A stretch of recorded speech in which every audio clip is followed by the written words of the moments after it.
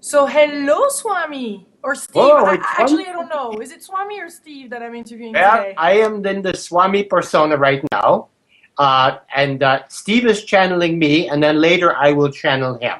Oh, Okay? fantastic, So fantastic. I'm a multiple personality. There's many of us in here, and that's very, very efficient because I read about somebody who had 10 personalities, and I went, wow, now that is efficiency. If we had more people like that, we'd need fewer people. Yeah, that's right. So right now you're actually a guru and a comedian, or a comedian and a guru? Well, you know what? I think that there's probably both because, first of all, we take the word guru and we turn it around and we spell it out for people. We go Guru. That is the great teaching because each of us is totally unique, just like everybody else. So, Guru, your experiences are like nobody else's experience. Yeah, Okay, so that is the teaching. And then laughter, well, laughter is really what makes the world go round. yeah. Because let's face it, we are living in very, very serious times. And the reason why we are in such serious condition is because of our conditioning to be serious. Seriously. Okay? Seriously. So Seriously. we've missed the big joke. That's what you're telling us. We miss the there's something funny that we've missed. There's a big Yes, joke here. the big joke. And somebody said, Swami, how do you explain the suffering of all the people on the planet who don't have enough to eat? And I said, you know what? That is easy to explain. What is harder to explain is all the suffering on the planet of the people who have plenty to eat. Because so much of our suffering is self-imposed. Look at the lilies of the valley, right? The lilies of the valley toilet not, nor do they drive BMWs, okay? But the point is this, that we really have all that we need to be happy, and we forget. We think that somebody might be more happier than we are. And what Sigmund Freud called this happiness envy. Okay? So the idea is that if we want to be happy, we bring it from the inside out. We take it with us everywhere we can. And happiness is not a condition that's outside. It's an internal condition. Hmm. So if we think that something out there is going to make us happy, then we're going to keep that out there away from our reach, because if we reach it, then where would we be? We'd be happy. But we could be happy without it, you see? Uh-huh. Does that make sense? Yeah. Yeah. So you teach people how to laugh more, or you're actually practicing cosmic laughter? Tell us Well, about that one. So you're well, bringing the love of the universe out on the planet? well, I think that love comes through happiness. And happiness is sometimes related to laughter. Now, sometimes we have the average child laughs about 150 times a day. The average adult only laughs about 15 times a day. So do the math. Do the aftermath. And the aftermath is that we are not as joyful as we could be. If we came to life with more joy, then more joy would show up to reflect that. Yes? Mm-hmm. So what the teachings are is to help people what I call self-facing humor. That is to be able to laugh at ourselves. Because I have a non-religion that I practice called fundamentalism, with the accent on the fun. Mm-hmm. And we believe that life is a joke, but the Creator is laughing with us, not at us. And we are given free choice in life. We get to decide whether or not we laugh. So if you want to be miserable, go right ahead, whatever makes you happy. Mm-hmm. Mm-hmm. So you even became a politician, haven't you? You have created a party. I got the right to laugh party, because our seriousness has been threatening our right to laugh. And the idea of this party, unlike the two dysfunctional political parties we have in America right now, who spend all of their energy arguing about whether it's worse to kill the born or the unborn, yes, we have the right to laugh party. Our slogan is one big party, everybody is invited. And all we ask is for people to take a vow of levity. Levity, not gravity, or not. Oh, gravity brings you down, levity lifts you up. Okay? Got it. And when we talk about the gravitational pull, that's this. Gravitational pull is this. It pulls the corners of the mouth upward in a smile. Now, what's interesting is that you say, well, what if I have nothing to laugh at, nothing to smile at? If you smile for no reason, and you do this, it sends signals to the body to produce more happiness hormones. So we don't smile necessarily because we're happy. We are happy because we smile. So it's interesting. The body thinks that we're happy, and so it actually creates the chemistry to make us happy. Isn't that funny? Yeah, that's that's the other way that most people actually function in life. Yeah. So I know this person who lost a whole bunch of money on one day, and he was not happy. Wow. And he went into the men's room and he caught a glimpse of himself in the mirror, and he looked at this sour face he had. And just as a joke, because he was feeling so bad, he put his face in the mirror and he went, ha ha ha, ha ha ha, ha ha ha. And he did that until he actually began to laugh. And then after that, all of the emotional energy, energy in motion. It took the emotional energy from the upset and channeled that energy into laughter. And at the end, he felt better.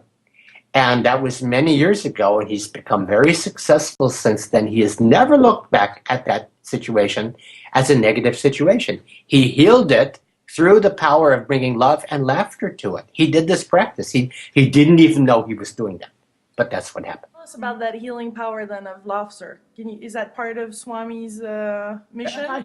Absolutely. This is my vision. Now, I'll tell you a true story. Norman Cousins, he was a writer maybe about 40 years ago. He was diagnosed with a life-threatening illness. He checked into a hotel room with Marx Brothers movies and candid camera reruns, and he cured himself. And when he cured himself, the medical establishment decided that they are going to study the healing power of laughter. And that's kind of like, well, it works in practice, but does it work in theory? And sure enough, they found that when we laugh, it creates these hormones called endorphins, which are our body's natural painkillers. Laughing improves immune function. Laughter lowers the blood pressure. Because when we laugh, it causes our blood vessels to dilate, and that is better than having them die early. I want mine to dilate. And so we know that laughter is good for us. And even for no reason, if you laugh for no reason, just like my friend who had this serious thing happen to him, he laughed for no reason, and he was able to release that emotional tension. But sometimes it's hard when we're caught up in the seriousness of life to actually break and find something to laugh about. So what's the process? Do you have a technique to... Well, yes. I mean, first of all, there's a certain time when it is very appropriate to feel sadness, yes? Yeah. And so we don't want to preempt that. We don't want to say, don't feel sad, because that is part of life as well. But sometimes suffering no longer serves a purpose. And we find that we seem to be going around and around and around on the same things. And so the first thing that you can do, and this is once you've decided that, maybe if I laughed at this, things would change. You look in the mirror. And if you have a sour expression on your face, that's something to laugh at right there, yes? And you begin to laugh with yourself. Sometimes you want to create a funny voice, like Bullwinkle, and tell your people your problems like this. I lost my job and I have no money. And if you're looking in the mirror while you do this, you will begin to see the natural humor of life. But you don't want to do this until you're ready to laugh. Because I think that we don't want to go to, I feel good, on top of something that doesn't feel good. Yeah. You want to honor all of your feelings, but there comes a time when you go, you know what, maybe I need the perspective of laughter. Because if nothing else, physically, your body will think you're good, and it'll produce these hormones that will make you feel even better. And that's a signal you're saying to the universe, and then it sends more to laugh about.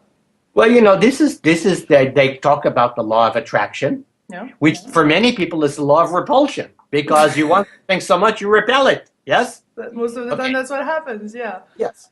But if you allow yourself to feel peaceful, more of that peacefulness will come. And it's a habit. It's a habit. And unfortunately, we've so have gotten into the habit Yeah. of being stuck in our stories, right? Yeah. Everybody has a story. And if it weren't for my story, who would I be? Yeah. And so we keep repeating these same stories over and over again. And we sacrifice being happy for being right. Yeah. And this is called smarterdom. Yeah. Smart. Yes, yes, yes. I'm happy. I'm very smart, but I'm unhappy. So we don't want to make that sacrifice. So allow yourself to be happy. Now, you know, in these times of great challenges, people are consulting the great mystics on the planet. Mm-hmm. So that's why we're happy to have you. Well, you know, there's two kinds of mystics, right? There are the optimistics and the pessimistics. So the pessimistics are very much in touch with linear reality. But the optimistics are happier and live longer for some reason. Well, that's good. Okay. So we're all mystics. That's a good news. Yes, yes. And you know, the pessimistics are saying, oh, the sky is falling, the sky is falling. The optimistics are saying, no, it only looks that way because we're ascending. That's still very serious, though. You're right. Well, no, no, no. It's not serious at all because we're ascending because of our levity. Levity is helping us rise. Helping us rise above whatever has been bringing us down. Now, when somebody, actually happiness and love is like loaves and fishes. Because one person can walk into a room glowing with happiness and it can be actually contagious. Everybody can catch it from that person. Mm-hmm. And all of a sudden, that happiness magnifies and people leave with it. And it multiplies without diminishing anybody. Mm-hmm. Mm-hmm. And it raises natural the frequency of the room. Oh, yes. The frequency. Yes.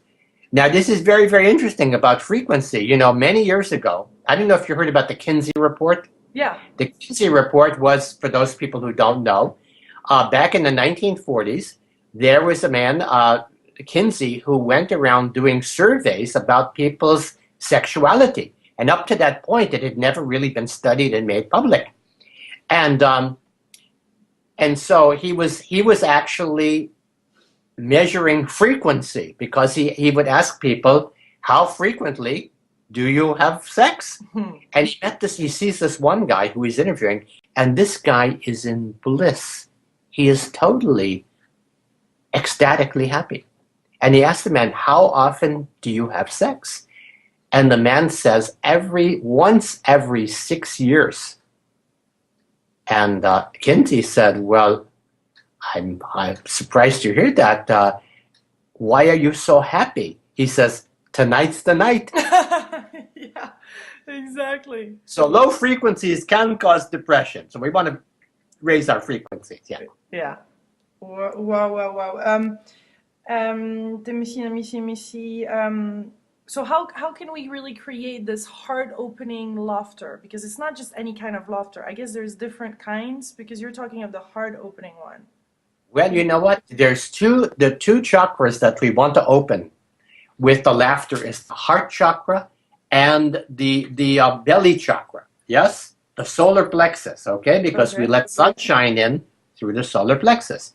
So hearty laughter is ha, ha, ha, ha, ha. Now, interestingly, in Qigong, the sound for the heart is ha. The sound that strengthens the heart is ha. Yes? Yeah. So here we have hearty laughter, ha, ha, ha, ha, ha.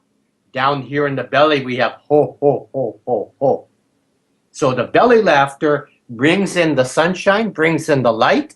The hearty laughter, ha, ha, ha, brings in the love. And then we have love and light through laughter. Uh-huh. So sometimes people forget to laugh. We call this irregular hilarity. So we want to recommend a good laxative twice a day. Good laxative. Okay. Yes. And this will prevent tooth decay and also prevent hemorrhoids as well. Do you find sometimes some people that just don't get your humor? I mean, don't get that? I mean, do you actually annoy people? I don't intentionally annoy anybody. And I don't actually do humor in front of people who don't want to come. Yeah. Yes, Yeah. you don't want to impose humor. You know, that's what they call strained humor. You don't want to strain people. You want to invite people to come laugh, and if they come and laugh, then they are tickled and delighted. And if they don't come and laugh, that is their choice. Free choice. Okay, that is why we have free choice. Yeah. Free will. Okay, but if we do choose to laugh, then we find that our body chemistry changes for the better. So how I'll if we're give you an not example. if we found ourselves in a party though, and it's just like we're not having fun, and the vibration is pretty low, and we're just having. So how do we break that? How do we start having fun? Well, first of all, the question is, do you want to really be at that party? Maybe there's something better for you. Right. Not everybody shines at parties. Sometimes people are more shy, and that's why people use these substances to make them less inhibited. Yes, but if you really want to, the first thing I would do at one of these parties is simply go right into the heart.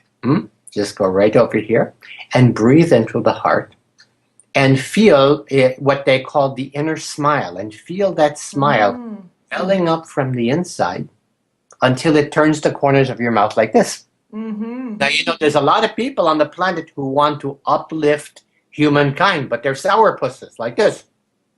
So if you want to uplift humanity, begin with your own mouth, like that. So if you're peaceful, if you're at a party, and you create this inner peace, and there's other people who are attracted to that inner peace, then they will walk over to you like a magnet. But if you're guarded, if you're not having fun, and if you're still not having fun after a while, then go home. Find something else to do. Because I think that what happens in a party setting is that, you know, not everybody is extroverted. We do have people who like to be with people one-on-one and get to know them better. So that kind of individual would be much better off in a smaller gathering, doing something that they love to do. And then that way, they will be so absorbed in what they love to do that they will forget to be self-conscious. And then other people can come and find out who they are. So how about in life? How do you create fun when there's no fun? How do you create fun when there is no fun? Well, I would say that the first step is to ask yourself, what do I love to do? What's fun for me? And if you can't answer that question, then go back to kindergarten and try that. Imagine what we used to do when we were children, you know, the kinds of things that we did that used our imagination. Yes? So that's the first step, is to, if you're not feeling that something is fun, then simply ask the question, what would I love? What would be fun? Now, some people are so far away from having that because they've spent so many years being immersed in seriousness that they may need remedial kindergarten. They may need remedial play classes so that they can remember what it was like to be in that space of curiosity, to be in that space of wonder, in that space of not knowing. See, we all want to know everything, but let's face it, in these times, what are we facing? We are facing the unknown. What better way to face the unknown than by not knowing? I don't know. I am prepared for the unknown. Like the Dalai Lama. The Dalai Lama is perfect that way, because the Dalai Lama, I watched this video of him. He's being interviewed by a very serious American Buddhist scholar. And for every other question, Dalai Lama's answer is, I don't know. Now that is living. Yeah. So if you want to know what to do, watch the Dalai Lama. And, you know, I tell you something. I admire the Dalai Lama. I admire him very much. And so one of my visions, I call it television, where I television to you, you television to me.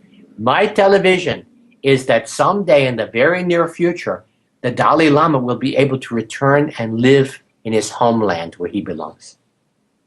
And when he gets off the plane, I want to be there to greet him and to sing to him, hello, Dalai. Yes, hello, Dalai. It's so good to have you back where you belong. Maybe you should bring Steven. Okay, well then I will go behind the tree, and when I disappear, he will come back, okay? Okay. Okay, here we go. Harder to explain is all the suffering on the planet of the people who have plenty to eat. Because so much of our suffering is self-imposed. You know, look at the lilies of the valley, right? The lilies of the valley toilet not, nor do they drive BMWs, okay? But the point is this, that we really have all that we need to be happy, and we forget. We think that somebody might be more happier than we are. And what Sigmund Freud called this happiness envy. Okay? So the idea is that if we want to... You're actually a guru and a comedian, or a comedian and a guru? Well, you know what? I think that there's probably both. Because, first of all, we take the word guru, and we turn it around and we spell it out for people. We go, G-U-R-U. That is the great teaching. Because each of us is totally unique, just like everybody else. So, G-U-R-U, your experiences are like nobody else's experience. Yeah. Okay, so that is the teaching. And then laughter, well, laughter is really what makes the world go round. To be happy, we bring it from the inside out. We take it with us everywhere we can. And happiness is not a condition that's outside. It's an internal condition. Mm-hmm. So if we think that something out there is going to make us happy, then we're going to keep that out there away from our reach, because if we reach that, then where would we be? We'd be happy. But we could be happy without it, you see? Uh-huh. Does that make sense? Yeah. Yeah. So you you teach people how to laugh more, or you're actually practicing cosmic laugh? So hello, Swami or Steve. Oh, Actually, I don't know. Is it Swami or Steve that I'm interviewing yeah, today? I am in the Swami persona right now, and Steve is channeling me, and then later I will channel him. Oh, fantastic, okay. Fantastic. So I'm a multiple personality. There's many of us in here. And you know, that's very, very efficient, because I read about somebody who had 10 personalities. And I went, wow, now that is efficiency. If we had more people like that, we'd need fewer people. Yeah, that's right. So right now you're... Yeah. Because let's face it, we are living in very, very serious times. And the reason why we are in such serious condition is because of our conditioning to be serious. Seriously. Okay? Seriously. Seriously. So we've missed the big joke. That's what you're telling us. We miss the there's something funny that we've missed. There's a big joke here. The big joke. And somebody said, Swami, how do you explain the suffering of all the people on the planet who don't have enough to eat? And I said, you know what? That is easy to explain. What is hard